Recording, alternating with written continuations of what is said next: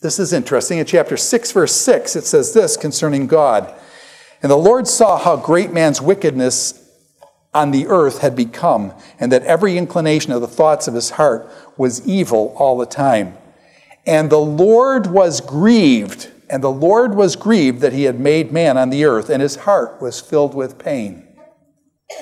My question is, that's Genesis 6:6. The Lord was grieved that he had made man on the earth, and his heart was filled with pain. And the question comes up, is there grief or are there tears in heaven? Okay? Sorry, I just like Eric Clapton, so that's one of my favorites, okay? Are there tears in heaven? Okay? And the answer is, I think Clapton was right. Is God in heaven? Would you say God's pretty much in heaven? Yeah, God's pretty much in heaven, okay? We're not there, he's there, okay? So in heaven, does he feel grief in heaven? The Bible states explicitly that God feels grief. And what I want to suggest to you is there is grief in heaven. That God himself, it says in Scripture that he feels grief and that he feels pain in heaven. So what I'm suggesting to you is there is pain, there is grief in heaven. Can God be brokenhearted? What I would like to suggest to you, and I'm staying over here for this one, is that who is the being in the universe that suffers the most?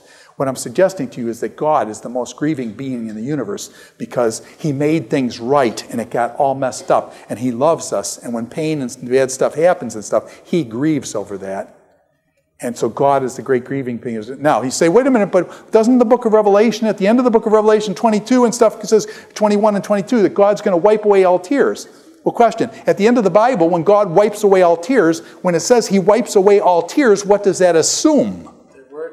That there were tears to be wiped away, okay? So what I'm saying is God wipes away all tears, assumes that there are tears in heaven, and so Clapton is right. Okay, there are tears in heaven. Now, question, is there coming a day when those tears will be wiped away? Is that now? It's not now. As long as there's sin and corruption, does God feel pain and stuff? Someday, the world's going to be made new, and those tears will be wiped away. So anyways, an interesting way to look at God here and see him there. And is God sorry over something he did? Does God have regrets? Does God have regrets? Okay. Do parents ever have regrets over their kids? I love my kids, but have there been moments in when I regret? Can my kids make choices and I feel the pain as a parent of their choices? Okay. My kids, I love my kids, and question, can they make choices that hurt really badly? You better believe it. As a matter of fact, the more I love, the worse it gets. If I didn't give a rip about my kids, would I care? But the fact that I love my kids, question, does that make me vulnerable? Do you see that, what I'm saying? The fact that I love my kids, that makes me vulnerable. That I better get out of there. Okay, well, one of my children can make choices that really has been devastating, okay? And, you know what I'm saying? You just, if I didn't care, it wouldn't hurt. If I didn't care, it wouldn't hurt. Yes, ma'am. But it doesn't say that he grieved over their choices. Yeah, that he had made man. He made man, okay? So he's going back and saying, he's thinking back through the whole thing. Yeah, he's feeling grief over the whole situation that he made. Where were you going with that? I think I may have missed your question.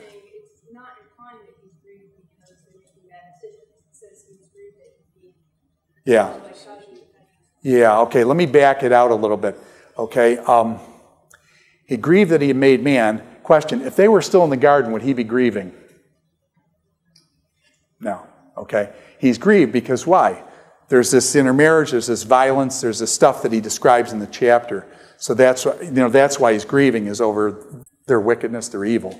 And so then he takes a step back from that and says then, and I think, he's thinking about, why did I ever make man? All they're doing is corrupt. They're all totally corrupt. And that's why then he focuses on Noah and things. So, is that? Well, it just doesn't seem to be what the text is saying. I mean, maybe it's what you think it means, but it's just not what it says. Okay. But what I'm saying is, take it and what it says, and you have to put that in the context, right? Is the context in Genesis 6, this intermarriage between these things, the violence that's happening and things. So I'm saying is you can't take that verse out of context and just say, it says God regrets that he ever made mankind, so he just was, bailing out on him totally. No, there was a reason why he felt that way, and you need to explore the reason why, right? Pardon? You gotta, no, you're missing it's a really important point. You got a verse, you can't yank it out of context. You gotta look at it in context. Why did God feel that way? It tells you in the context why he feels that way. And so you've got to relate it to other verses. You just can't pull it out of context like that. Okay, that's why, back to the thing, context determines meaning. So you can't, and this is going to be a really important point for the rest of the class, actually. You can't take things out of Scripture sometimes and then universalize them. You've got to understand them in the context in which they're given. And those contexts will give you then the reasons, the rationale, and those types of things. So you've got to keep things in its context. But, okay. Can God change his mind?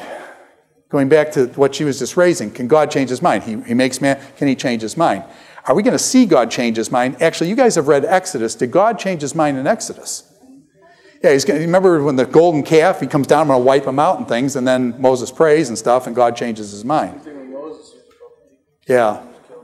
Yeah, he almost killed Moses and backs off on that in Numbers and things. So, yeah, so we get this thing. Now, what does it mean for God to change his mind? I don't want to develop the whole thing here, but I'm just introducing it here. God, made man, then he has apparently regrets over that. And so what does that mean for God to have regrets? And again, we're going to see this in later texts and things, so just wanting to drop it at this point to say, we're going to get to other texts that are much more explicit, where we'll have more context and we can actually sort out what that means. But all I want you to do is think about, can God change his mind? What does that mean?